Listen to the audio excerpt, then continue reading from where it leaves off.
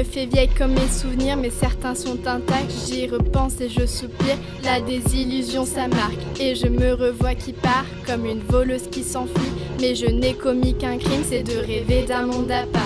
On rêvait d'abolir toutes ces classes féodales, s'affranchir de la puissance de la grande peseta. Briser les privilèges, le projet était si beau. Avant d'être radicaux, on était radicalement pauvres. Le temps passé, je sentais un mauvais vent dans les rangs. Des ministres libertaires, ça nous rendait plutôt méfiants. Puis la merde est arrivée, trahie par le gouvernement, qui a désarmé nos luttes, réduit nos rêves à néant. Des unis affaiblis, quasiment livrés à Franco. Partie consciente qu'ici mes utopies étaient en trop. Réfugiée dans l'exil, j'ai cherché abri ailleurs, ayant maintenant du mal à croire en un futur meilleur.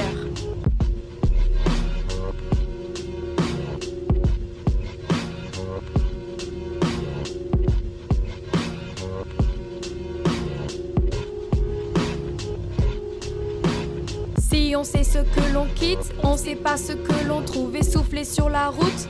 Tout ce qu'on a trouvé au bout, c'est ce pays des droits humains qui s'est dévoilé au grand jour, qui nous a dit indésirables et qui nous a jetés au trou. Interné comme quelqu'un qui n'aurait pas toute sa tête. J'ai défié l'ordre, on m'a jeté dans un trou pour payer ma dette. Le partage des richesses, le grand air était ma quête. Mes espoirs ont quitté le camp, me laissant inquiète.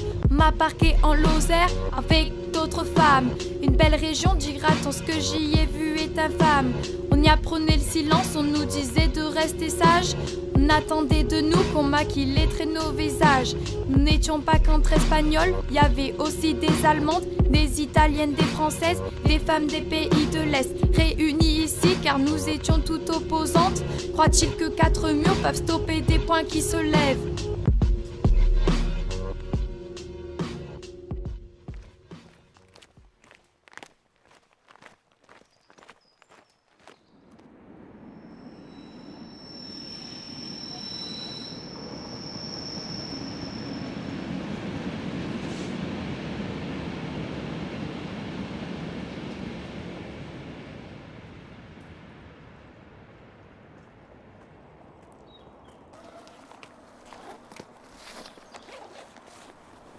Là.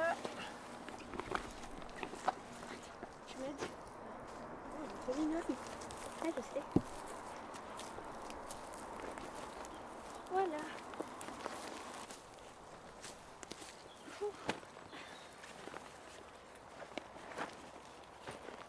Tu sens bien?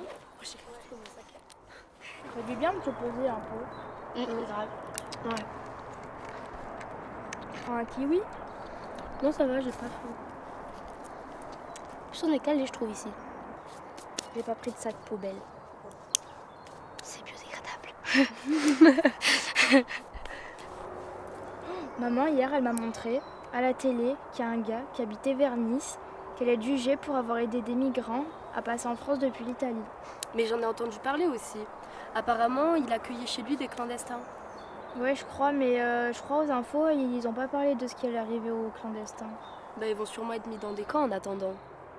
Mais tu te souviens, nos grands-parents, quand ils sont arrivés en France, ils étaient dans des camps eux aussi. Hein.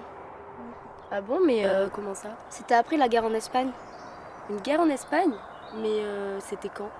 C'était un peu avant la Deuxième Guerre mondiale. Et c'est qui se battait?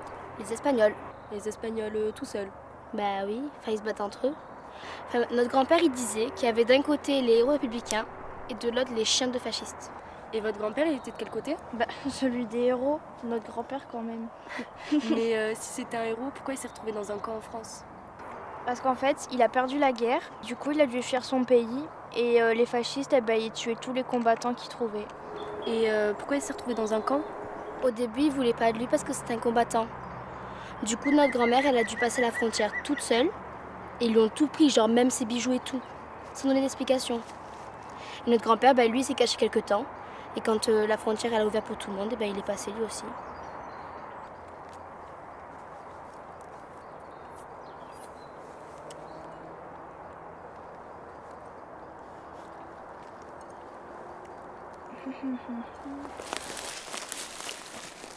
Mais du coup, vous m'avez pas dit, ça se passait comment dans le camp?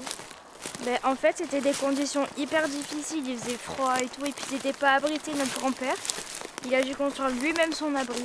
Il disait que beaucoup de personnes sont mortes et que beaucoup ont été très malades en fait. Et il est resté combien de temps dans ce camp? Je sais plus trop. Enfin, tout a changé avec la Deuxième Guerre mondiale. Il y en a qui ont été obligés de travailler dans des entreprises de guerre, d'autres qui ont dû partir en Allemagne. Et là, c'était dans des camps de concentration et ils sont morts là-bas. Et votre grand-mère? En fait, elle n'était pas considérée comme une militaire du coup. Elle a été envoyée dans des centres d'hébergement pour civils et dans des locaux de colonies de vacances. Pourtant, elle a participé à beaucoup de combats, notamment au début de la guerre à Barcelone. Mais bon, c'est comme ça. Et du coup, pour votre grand-père? Lui, il a réussi à échapper à tout ça et il est rentré dans la résistance. Il espérait que si la France était libérée, il puisse reconquérir l'Espagne. Et c'est ce qui s'est passé? Non, pas du tout. Quand la guerre a été finie, tout le monde avait oublié l'espagnol. Et lui, du coup, il est resté en France et il a fait sa vie là-bas. Mais il n'était pas trop triste? Si, dès que Franco est mort et que l'Espagne a changé de régime, il a pu retourner dans son village en Catalogne. Ah, c'est bien.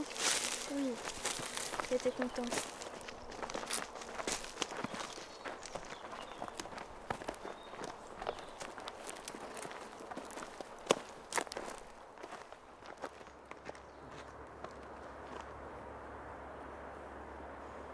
Je ne sais pas ce qui va arriver aux migrants, mais j'espère que ce ne sera pas aussi dur pour eux. Tu sais, j'ai peur que ça soit encore pire.